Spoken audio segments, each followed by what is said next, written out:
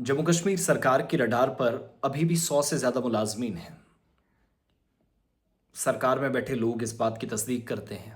जम्मू कश्मीर की इंतज़ामिया को चलाने वाले वो तमाम लोग जो बार बार उन लोगों के खिलाफ कार्रवाइयाँ करते रहे जो मुल्क और रियासत मुखालिफ काम करते रहे, और हेल्थ डिपार्टमेंट हो, एजुकेशन डिपार्टमेंट हो, जम्मू कश्मीर के अंदर स्टैटिस्टिक्स डिपार्टमेंट हो, एग्रीकल्चर डिपार्टमेंट हो, हॉर्टिकल्चर डिपार्टमेंट हो, जल शक्ति डिपार्टमेंट हो, कोई भी व्यक्ति किसी इलाके से बचा नहीं है।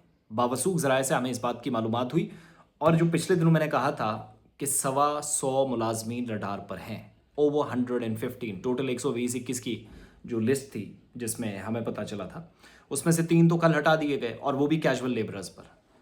अगर इन कैजुअल लेबरर्स को वक्ती तौर पर, मेरा जो मानना है, ज़ाती मेरी ये राय है कि सरकार ने परमानेंट करने का सोच लिया तो इतने निचले लेवल पर और ये घिनौना काम करने की शायद ज़रूरत ना पड़ती या महसूस ना होता।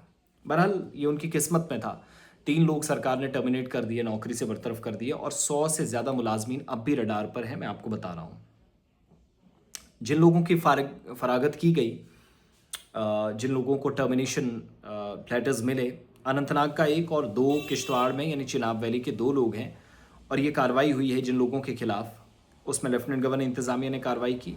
तकरीबन 88 तक ये तादाद पहुंच गई है। अब तक एब्रोगेशन 370 के बाद या आर्टिकल 370 के हटाने के बाद 88 लोगों की नौकरियां अब तक ख़त्म की जा चुकी हैं। सरकार की मशीनरी में रहकर मुल्क के और रियासत के खिलाफ काम करने का संगीन इल्ज़ाम है। और जो ताज़ा कार्रवाई हुई है उसमें शौकत अहमद जरगर साहब हैं, बिजबिहाड़ा साउथ कश्मीर से इनका नाम है। FIR नंबर 53/2019 53/2019 इन पर लगी है, जिसमें एक सेक्शन लगी है RPC की, और इल्ज़ाम ये भी है कि इन्होंने किसी की जान लेने की कोशिश की है। तो एक तो वो आर्म्स एक्ट और section 16-18 unlawful activities prevention act UAPA जिसको आप कहते हैं, उसके तहत भी मुकदमा दर्ज हुआ है। ऑलरेडी केस चल रहा था, अब गिरफ्तारी भी हुई है। और इसी तरीके से 2 और लोगों पर कार्रवाइयाँ हुई जो सरकारी मुलाजमीन थे। किश्तवाड़ में अभी हाजिर खिदमत जनाब ये कहते हुए इन तमाम लोगों को उठाया गया। लियाकत अली भगवान और कौसर हुसैन भगवान, इनको भी हटा दिया गया। दोनों नीड बेस वर्कर या ज़रूरत के हिसाब से इनको सरकार इस्तेमाल कर रही थी, लेकिन ये खुद का इस्तेमाल पाकिस्तानियों के हाथों कर बैठे, एजेंसीज का मानना है। FIR नंबर 230/2019 लगा।